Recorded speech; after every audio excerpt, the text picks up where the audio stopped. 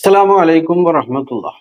നമ്മുടെ കുട്ടികൾ പഠിച്ച് മുന്നേറണം, സ്വാലിഹ്യങ്ങളിൽ ഉൾപ്പെടണം എന്നൊക്കെ നമുക്ക് ആഗ്രഹം.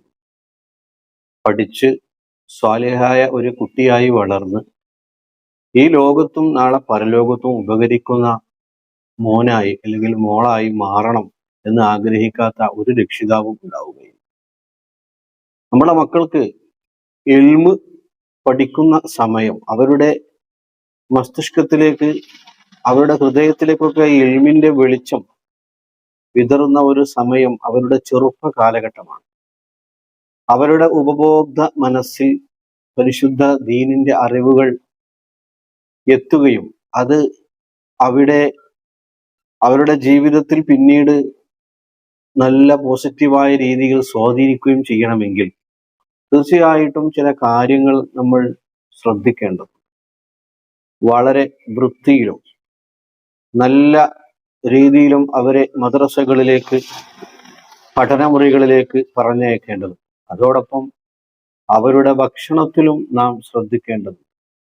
രാവിലെ മദ്രസകളിലേക്ക് വരുന്ന കുട്ടികൾക്ക് അവർക്ക് സാധാരണ കൊടുക്കുന്ന ഭക്ഷണത്തിൽ ഈന്തപ്പഴം, അതുപോലെ ബദാം, നിലക്കടല, മുട്ട, ഏത്തപ്പഴം തുടങ്ങിയ പോഷകമൂല്യമുള്ള ഭക്ഷണങ്ങൾ സ്ഥിരമായിട്ട്, ഇവയിൽ ഏതെങ്കിലും ഒന്ന് സ്ഥിരമായിട്ട് കൊടുക്കാൻ നമ്മൾ ശ്രദ്ധിച്ചാൽ തീർച്ചയായിട്ടും അത് അവരുടെ പഠനത്തിൽ പുരോഗതി ഉണ്ടാക്കും, അവരുടെ ഓർമ്മശക്തിക്ക് അത് നിദാനമാകും.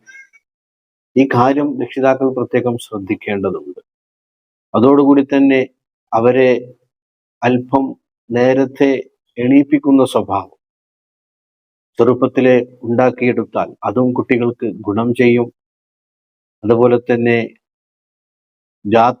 തലേന്ന് രാത്രി നേരത്തെ കിടന്നുറങ്ങുന്ന ശീലം ഉണ്ടാക്കി കൊടുക്കണം. മൊബൈലിൽ കളിച്ച് അർദ്ധരാത്രി പിന്നിടുന്ന പല കുട്ടികളും പഠനത്തിൽ വളരെ പിന്നോട്ട് പോകുന്ന കാഴ്ച കാണുന്നുണ്ട്. അതുപോലെ തന്നെ നമ്മുടെ മക്കൾക്ക് ബേക്കറി ശീലമായ കുട്ടികൾ ഉണ്ടാവും. ആ ബേക്കറി കൊടുക്കുന്ന ശീലം പതിയെ മാറ്റി അവർക്ക് അതിന് പകരമായിട്ട് ഫ്രൂട്ട്സ് കൊടുക്കുന്ന ഒരു ശീലം നമ്മൾ ഉണ്ടാക്കിയെടുക്കണം. അങ്ങനെ ഉണ്ടാക്കിയെടുക്കുന്നതും അവരുടെ ബുദ്ധിയെയും ഓർമ്മയെയും സ്വാധീനിക്കും. അല്ലാഹു സുബ്ഹാനഹു വ തആല നമ്മുടെ മക്കളെ സ്വാലിഹ്യങ്ങളിൽ ഉൾപ്പെടുത്തട്ടെ.